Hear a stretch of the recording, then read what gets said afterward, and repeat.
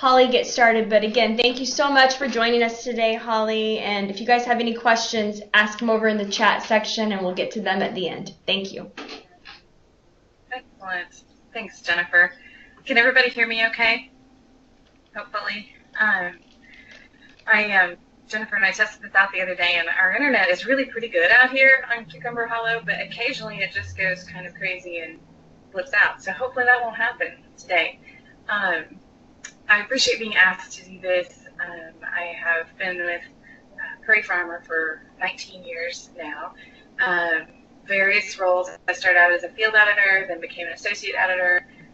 Somewhere near part-time when my kids were born. When everybody went back to school, I came back full-time, and I did a stint as a national special projects editor for a couple of years. And then just in the last 2 years, I became what we call a senior content director for Penton Agriculture, which means that I manage our team of editors in the Eastern Corn Belt, so east of the Mississippi, plus Iowa.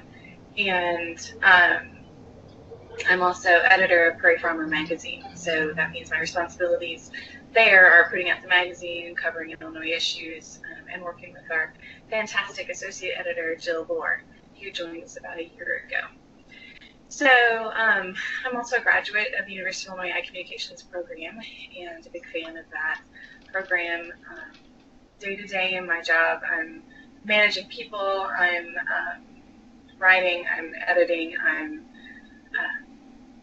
interviewing people. Yesterday we did a photo shoot for our cover for March, putting on programs, that kind of thing. So I very much understand, the push between the deadline, which is the only reason any of us get anything done, I think, and just needing to get everything done day to day. So I'm here in my home office where I have worked from home for all of these years, and here on the farm in Western Illinois. My husband farms. This is our office for that too.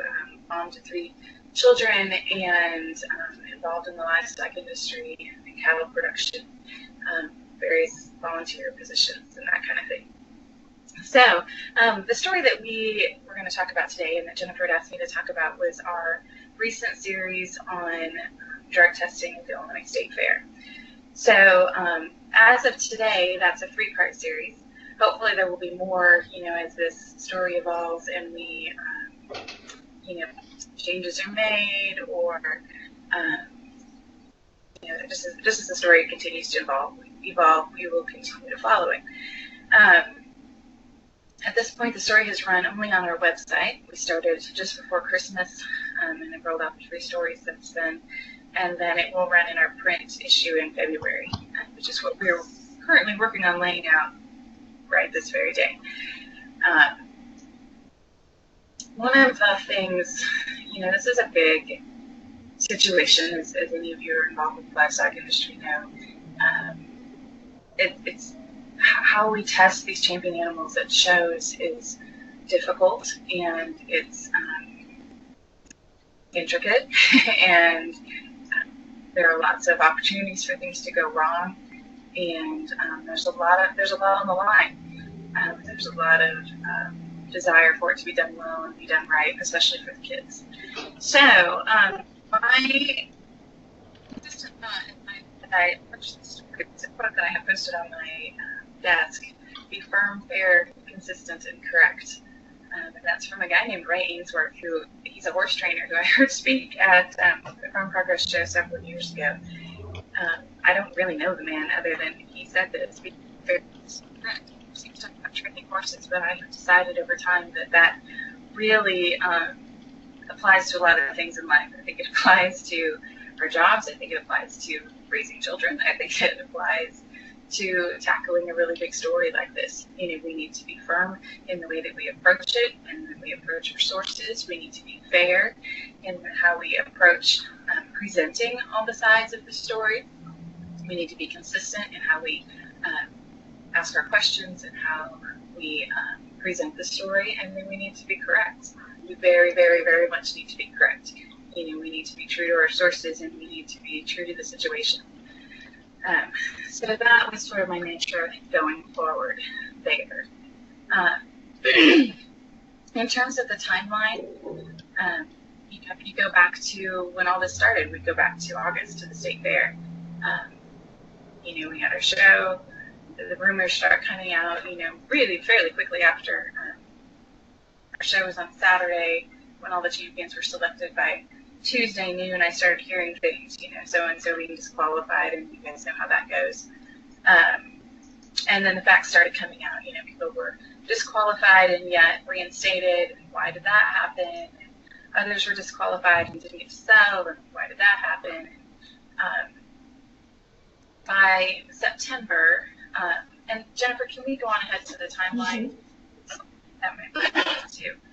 By September, I started hearing from exhibitors, and any of you who worked in this industry know that that's pretty rare. I had mulled for about a month. How are we going to cover this, and what should we do, and how do we approach it, and all those kinds of things. And the hard part about these stories in the past has been that exhibitors haven't wanted to talk, and very understandably so. Whether they were just nervous about what might come of it, or they didn't trust us in the press to present the story correctly, or maybe there was more to it that they didn't want to talk about. So when you get a situation like this, and in particularly where exhibitors are starting to reach out, I think it was my first indication that, okay, we're going to be able to do something here to present the story, and we're going to be able to do it fairly, and with everyone who's involved. So if you've read the stories, and we had links to everything, but the first story focused on Adam Miller's experience. Adam won Grand Champion Land of Lincoln steer with his Angus steer, and Adam's steer's urine test came back positive for ractopamine, and so he received a letter of disqualification just before the sale of champions. And so his dad received that letter, Alan Miller received that letter. Alan has a doctorate in animal nutrition, and of course he reads that and says, well, ractopamine, number one, he said, we never used that, but number two, even if we had, that was approved for use 20 years ago in cattle, so we shouldn't be disqualified for that anyway. And one of the fascinating things I think about that family's position in this story was that, that family is well respected. Alan is, PhD in animal nutrition. They was on the staff at University of Illinois for a long time. So you had a certain level of trust and respectability, I think, built in there pretty easily. And Alan was very forthcoming, in sharing what their experience was, because their family's take on this was, we want to make this a better experience for future exhibitors. We can't go on like this. We can't have families going through what we went through. So, after some conversations with Alan and sorry. It makes me feel like I'm on campus. I know, I apologize. They're annoying. But I started making calls then, of course, to our Department of Agriculture and people at the State Fair. And the way our Department of Ag is currently operating, there's a communications person, and everything goes through her. So you don't have that ability to, call up the State Fair manager or call up somebody like that and just talk with them. So I started with her, and I was told I could speak with their legal counsel. So I did that, and he's a very nice man, very informative in terms of the process and sharing, this is what happens, the animals, we take the urine sample on Saturday, we send it off. We didn't get it back until Tuesday morning. Some complications at Illinois this year, we had the 5 inches of rain on Friday night and the flooding, and then that caused power outages, and what that really meant for them in distributing these results. And then what they do, they deliver that letter to the exhibitors, and those came out, I think around 12 between 12:30 and 1. Those were delivered to the exhibitors. And then, of course, the sale of champions were to start at 4. So it was pretty tight turnaround there. And then they had the chance to request a hearing to dispute their disqualification. And both Millers and then the grand champion barrow winner, Vasilina Geyer, both Millers and Geyers disputed the disqualification and asked for a hearing.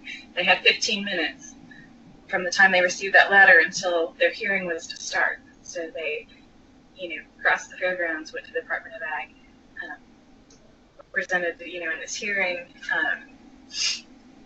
and Geyers had even talked about, their hearing was so, there was a judge. They were sworn in, hand on a Bible kind of thing.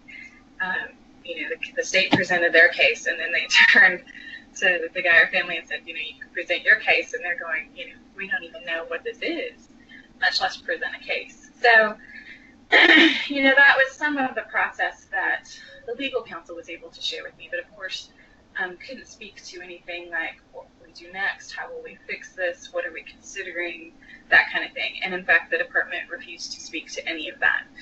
Beyond, there's a quote in the first story about trying to control, they wanted to change some of their processes next year to hopefully control some of the rumors in the barns. But beyond that, they wouldn't comment on the Miller family situation, and they wouldn't comment on the Geyer situation either. Two different cases. Millers were reinstated immediately once they were able to prove that ractopamine was FDA approved. The Geyers situation, there were 2 drugs that her barrow tested positive for, Vanamine, which they were able to provide documentation from their vet and through the Department of Ag that they had used it back in July, prior to withdrawal times. And then there was a diphenhydramine that was in this, like a Dollar General brand anti-itch cream that they say they used back in July a single time. And it showed up in a drug test, in a urine test in August. So they were still maintaining that was a prohibited drug that they were not allowed to use, and that she would be disqualified. So that didn't sell. And the Geyers have continued to fight that. They've gone through the appeals process, hired a lawyer, they've done all those kinds of things. So from the department's perspective, they will not comment on that because of ongoing litigation, which is very much understandable. I expected that. But throughout, this, if you go back and is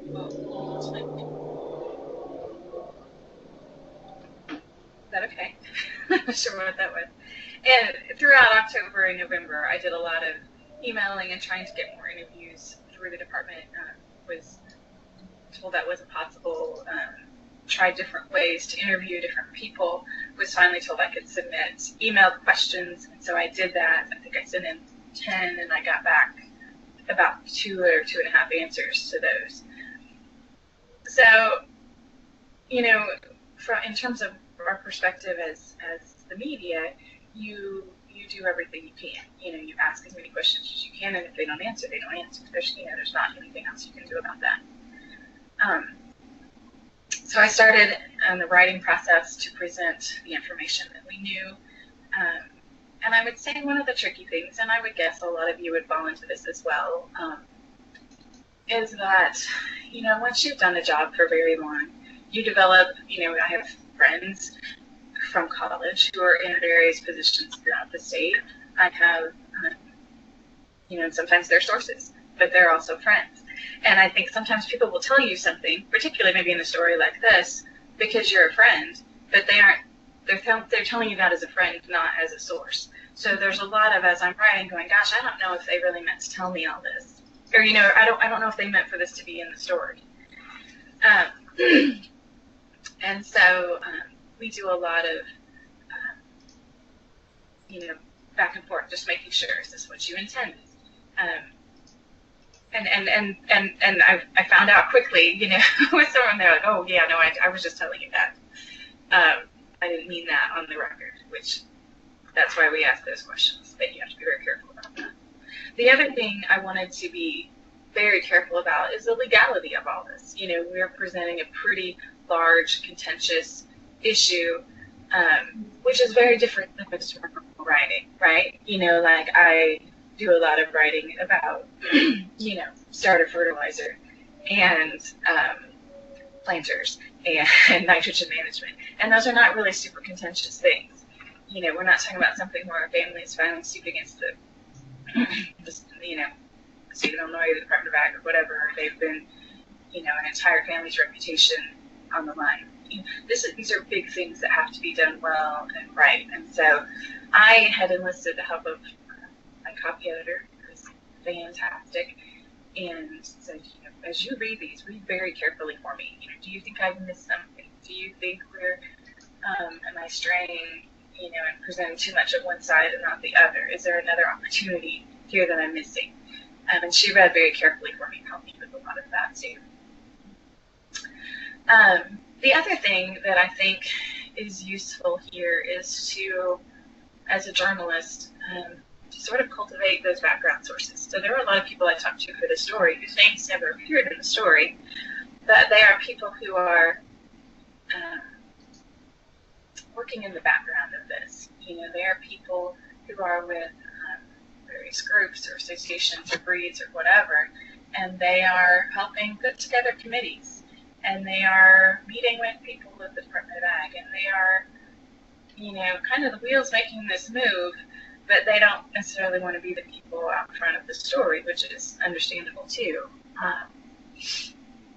So it was good to sort of cultivate a relationship with them and understand really what's going on here, because I think once you start to see how some of these things work within the state, there are people who are moving things along, and they're moving committees along, and they're asking, well, can we form this, or can we do this, or how do we approach this? And they're the people who are making these things happen, and they're valuable information for stories like this, and it gives you a better perspective. As Jennifer said at the beginning, there's a lot of gray area in things like this. You want to say it's black and white, it's this against this, but it's not really. There's a lot of, well, how can we make this work? How can we fix this? And those are the people you want to talk to. Let's see. In terms of,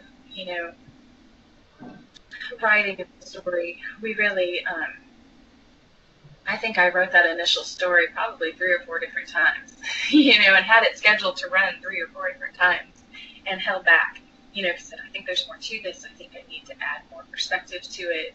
I think it literally had at least 3 different published dates, going to publish, but then we held off. And then ultimately published the week before Christmas. I think it was December 18th or 19th. And part of that, because in the midst of all of this, of course, we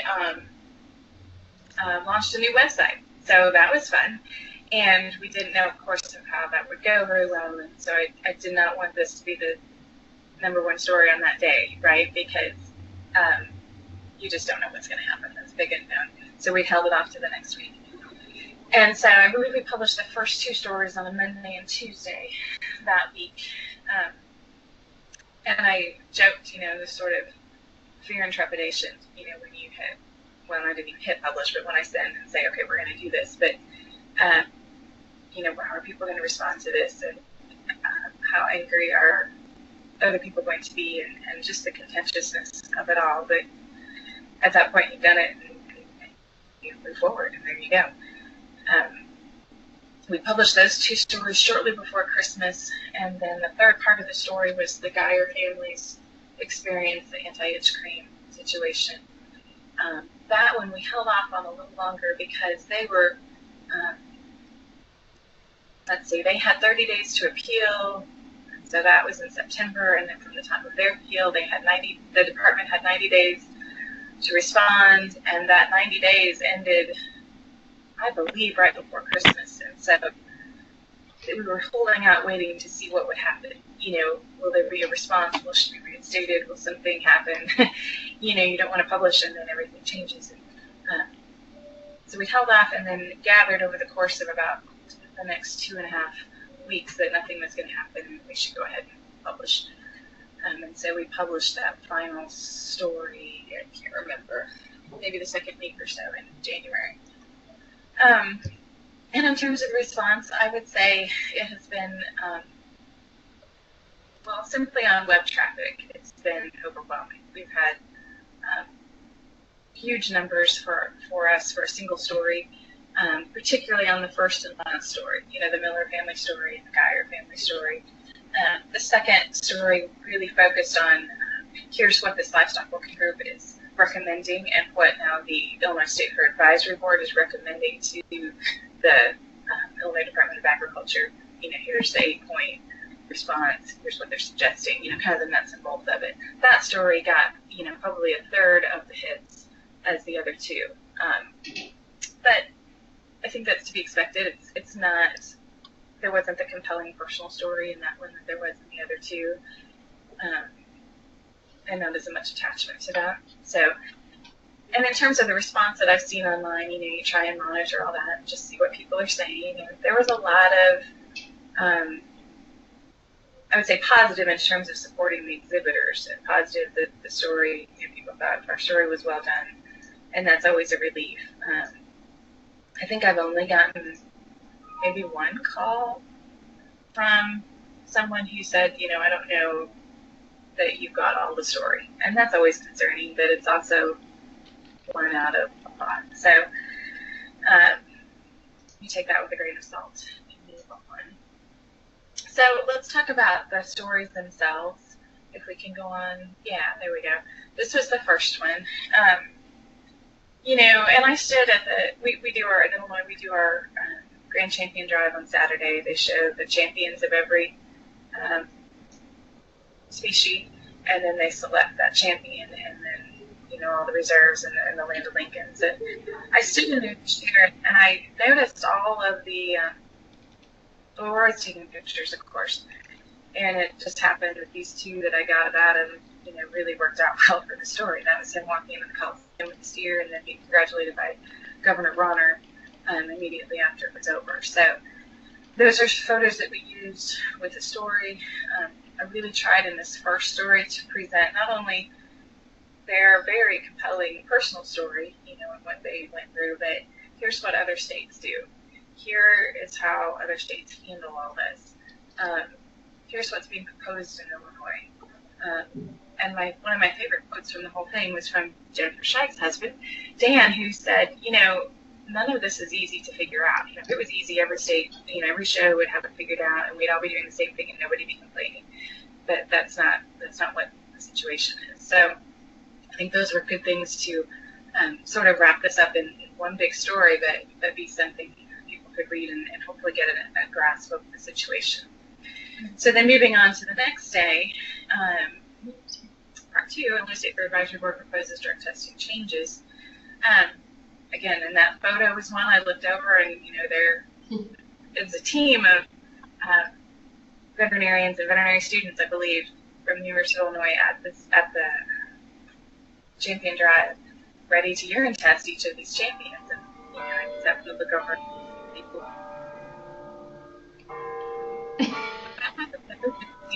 That must be. Anyway, I just looked over and there was somebody holding these things, and you take those photos and you think, I wonder if that'll be handy, useful someday, and here we are. So that was what we used there. That story focused on the 8-point recommendation that the advisory board was making to the Illinois State Fair and the Department of Ag. In response from the Department of Ag saying, yes, our director is interested in hearing what they have to say and making any improvements that would help the department. So those were all good things. And we listed all the members of this livestock working group so people could see, transparency, who's involved here. And then Part 3 was the part we came back with here in January, and that was Milanie Geyers. And, when you take photos at something like this, it's sometimes a shot in the dark. Are you in the right place at the right time when that animal gets selected? Are you in the right angle? I just happened to get this one of Milanie and her mom hugging, and her dad was standing there in the background, and then the governor high-fiving her. And then, as you sort the photos and you find these, you're like, oh, that worked out really great. And then she gets disqualified, and you're like, for so many reasons. But as it turned out, we were able to use those photos anyway here in this situation. So that was how we illustrated that one, and then just really tried to tell their story in terms of what they went through and what they say they have done. I followed up with an FDA official to talk about what does diphenhydramine mean, and what does it mean when you say it's not prohibited but it's not approved, and what kind of weird gray area is that, and what does that mean for kids who are exhibiting, and how do we handle that. So that was how we approached that third story. I would also throw this out there, like, you know, as I call people for the story, I have decided, like, if you want to have some silence in your life, if you need some quiet time, call a lot of people, leave them messages saying you're with the press and you'd like to talk about drug testing at the state fair, because people don't really want to talk about that.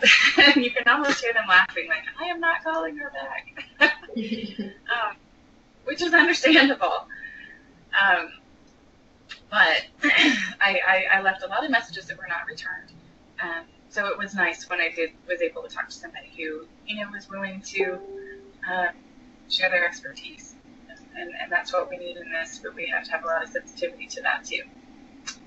So, yeah, you know, we talked a little bit about feedback and the bigger picture, and I got an email from a reader, I don't know, somewhere after the first couple stories were published, that I really felt like hit the nail on the head. I'm trying to black things out here, and I couldn't figure out how to highlight what I wanted, so I pointed arrows at it. But he said the impact of disqualification is far-reaching for those of us in agriculture. It allows a misunderstanding of who we are in the grain and livestock industry. We producers do our best to maintain the health. People do not realize the investment that producers have made in their crops and livestock, so why would we risk the health or integrity of either? And I thought, you know, as editor of Prairie Farmer, you know, this drug testing situation really is going to affect a small percentage of our readership. You know, people who show, people who show at the state fair, people who will show at the state fair and become a champion. So why should we care about that? You know, why should our readers care about that? And I think this really hits the nail on the head. This was that idea that, you know, when someone in a city or, you know, wherever reads a headline about an animal being disqualified at the state fair, you're associating drugs, animal, food safety, and that's a problem. That should be a problem for every food producer in our state, you know, so every one of our readers. So that's the case I try to make, you know, in my column that's going to go with all this as well. Because this reader really pointed that out well. So anyway, I think that's all I have in terms of sharing the story. Are there questions, or what do we need to do now, Jennifer? Okay, we have a question. First question, knowing what you know now, is there anything you would do differently when you put this story together?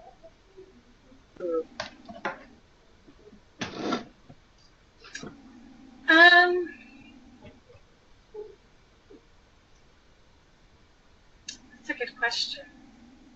I don't know that there's a lot I would have done differently. I wish some of on my end, you know, if we talk about what we're doing day to day as editors, you know, in the midst of following this story, we launched into a whole new production process, the digital first production process. So we're putting everything online before it goes in the magazine, and I spent a lot of time this fall, you know, sorting that out, talking to our team and understanding it and getting ready for that. And some of the, you know, the story that I started in September, some of that had to be pushed to the back burner a little bit as I dealt with our production processes. And that's unfortunate. You know, really ideally we could have done this back in September and October and published then, but, you know, hindsight's 20/22, and maybe it wouldn't have changed. You know, maybe we would have still had more questions, and maybe it still would have taken, you know, it still would have been advantageous to wait and see how things played out and then tell that story. So just some of that day-to-day stuff. Mm-hmm. Okay, another question. As you develop the story, particularly with a web presence, how do you consider that there may be a non-agricultural audience reading it? Absolutely. Yeah, you know, and even within ag, you know, there's people that don't understand the livestock showing. You know, it's a whole other world into itself. I'm currently rewriting my column with that idea in mind. Like, you forget that when you're sort of embedded in that world, and people don't necessarily understand what a Scotch comb is. So yeah, I had to be very careful as we presented that information. What does diphenhydramine mean? Well, that's Benadryl. Your average Chicago mom is going to know what Benadryl is. How do you relate some of this back, and how do you really emphasize the goal here, which is number one, ensuring food safety, right? And then animal welfare as well, and then making this great experience for the young person. So, it's a tricky line to cross, or to walk rather, and to make sure you're presenting information accurately and not talking down to people who understand it, while giving it, enough information to make it very clear to a non-farm reader what the heck this all means. Mm-hmm. Another question: what do you do if a friend tells you information that you need to make the story, but they decide later that they don't want to be the one saying it? Yeah, that's tricky too. I don't know how many times, a year ago last fall, when our director of ag was forced to resign by the governor, and then the state fair manager left with him, and it was a huge thing, and we were trying to figure out what happened, and I had so many people say, we can't print this, but here's what I know. I mean, if I had a thing that I couldn't print,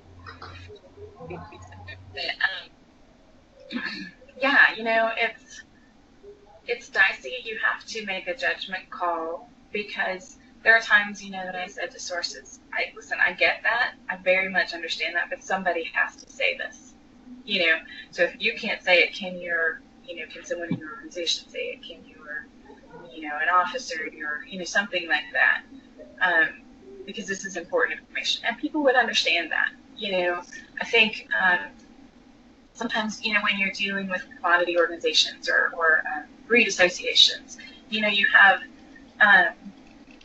people who run that association, the staff, and they don't necessarily want to be the person out front being quoted. They want their president or their vice president or their committee chair for blah, blah, blah, whatever, to be the one who's being quoted or being out front on it, which I get. That's their job too. So some of that you just kind of is a back and forth. Make sure they understand. And I think the other tricky thing too, when you're dealing with people who, or your sources who are your friends, and, there can be assumption that you're writing a PR piece for them.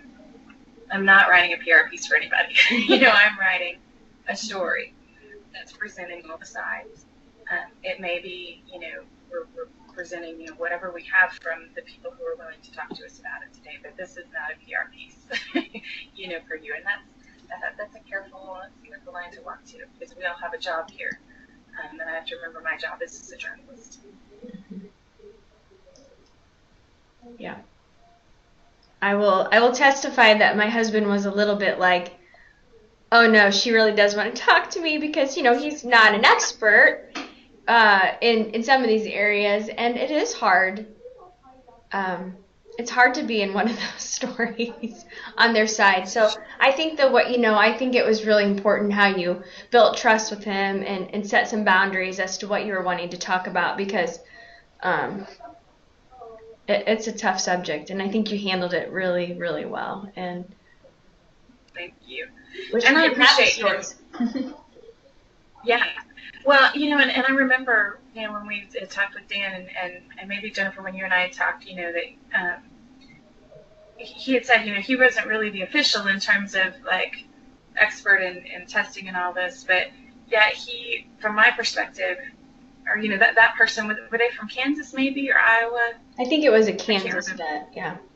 Yeah, which there's nothing wrong with Kansas. I'm sure he's great. But I'm sitting here as a dairy farmer in Illinois, and it's valuable for us to have an Illinois source, particularly somebody like Dan Schenk at the University of Illinois, who, is very independent, very third party, very, unbiased here to say, here's what I think about this, and so much expertise in that area. So, that was sort of, I think maybe I even made that case to him, like, I know this is not, I know it's hard for you. I know this, you're saying you're not the expert here in terms of that, but you are the Illinois expert, and that was what I needed to present this story from Illinois. Yeah. So I was very grateful for me to do that. Yeah. Are there any other questions? They've been wonderful so far.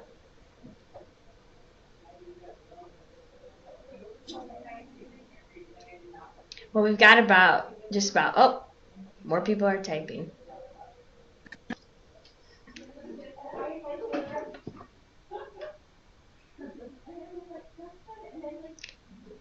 Did you talk, I'm trying to remember, Holly, when you did the interviews with the families, who did you mostly talk to in the families? Were you talking mostly with the parents?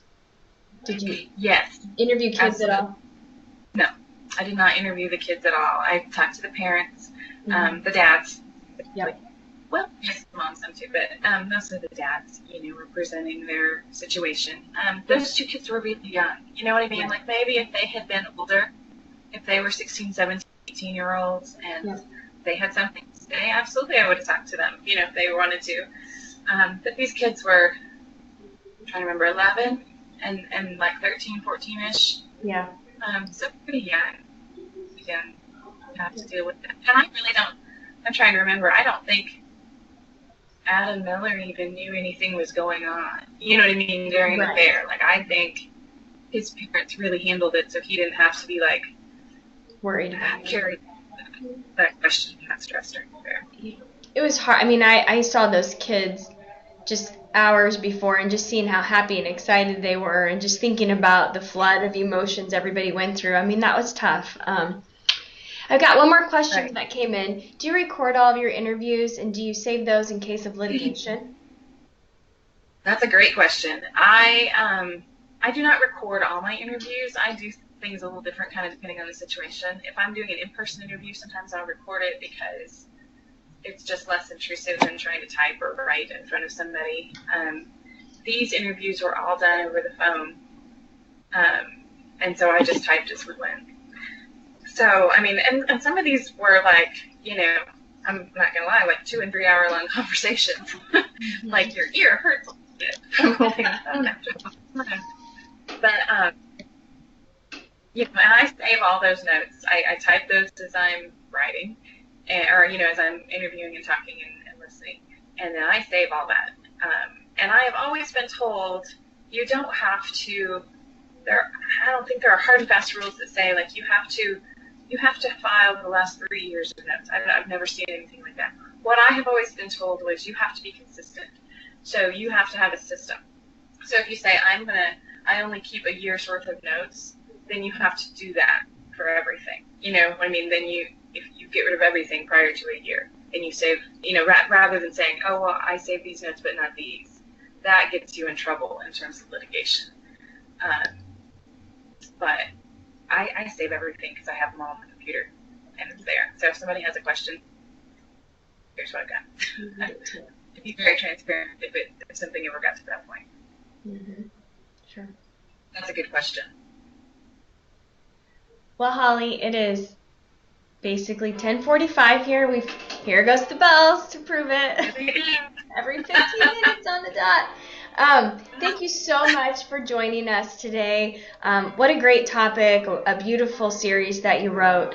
And we just thank all of you guys for joining us on the chat. Our next chat is going to take place in February, on February 15th. And the topic is going to be capturing livestock photos. How do you compensate for action, exposure, weather? We're going to be featuring Brad Hook, Heidi Anderson, and Katina Kosterzan. So look forward to visiting with you all then, and we'll get that information out and this recording out to you as well. Thank you. Thanks, everybody. Thanks, Jennifer.